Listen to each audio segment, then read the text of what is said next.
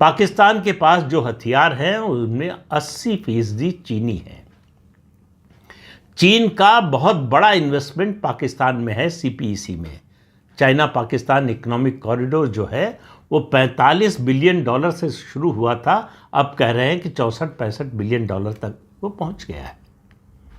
ये बात भी अमेरिका को पसंद नहीं है, लेकिन ये उसके लिए ज़्यादा बड़ा मुद्दा नहीं। उसको पाकिस्तान को चीन की तरफ पूरी तरह से जाने से तो रोकना ही है, लेकिन उसके अलावा फिर सवाल ये है कि वो भारत का साथ क्यों नहीं दे रहा है। अमेरिका को मालूम है कि चीन को रोकने में अगर दुनिया में कोई देश उसकी मदद कर सकता है तो भारत कर सकता है। तो इंडिया पैसिफिक में जितनी ज़रूरत भारत को अमेरिका की है, उससे ज़्यादा अमेरिका को भारत की ज़रूरत है।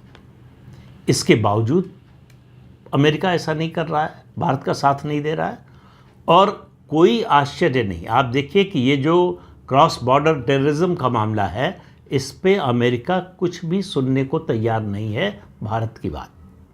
क्रॉस बॉर्डर टेररिज्म को वो दुनिया के लिए कोई खतरा, कोई समस्या मानता ही नहीं। ये भारत की समस्या है जिससे अमेरिका का कोई लेना देना नहीं है।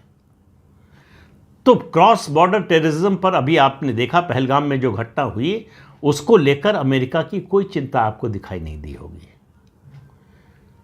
उस पर भी वो भारत के साथ खुलकर नहीं आया, बल्कि पाकिस्तान का साथ दिया। उसके बाद पाकिस्तान को जिस तरह से आईएमएफ, वर्ल्ड बैंक और एडीबी से जिस तरह से लोन मिल रहे हैं, कर्ज मिल रहा है, यूएन की जो काउंटर टेररिज्म कमेटी है उसका चेयरमैन पाकिस्तान बना। हालांकि वो रोटेशन से होता है कहने के लिए, लेकिन उसको रोकने की जो खुद टेररिज्म का सबसे बड़ा केंद्र है, वो काउंटर टेररिज्म कैसे चले, नीति उसकी क्या हो, ये दुनिया को बताने जा रहा है। और अमेरिका को कोई एतराज़ नहीं है उस पर।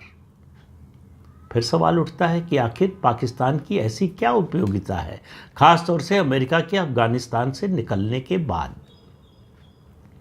उपयोगिता ये है वही रेयर अर्थ मिनरल्स।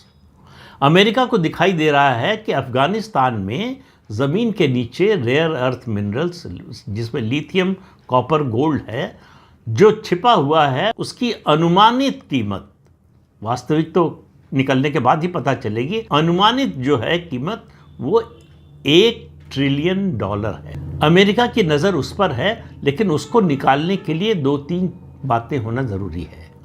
एक, अफ़गानिस्तान में फिर से जो तालिबान का कब्जा हो गया है, उभार हुआ है, तालिबान शासन में आ गया है, उस पर अंकुश लगे।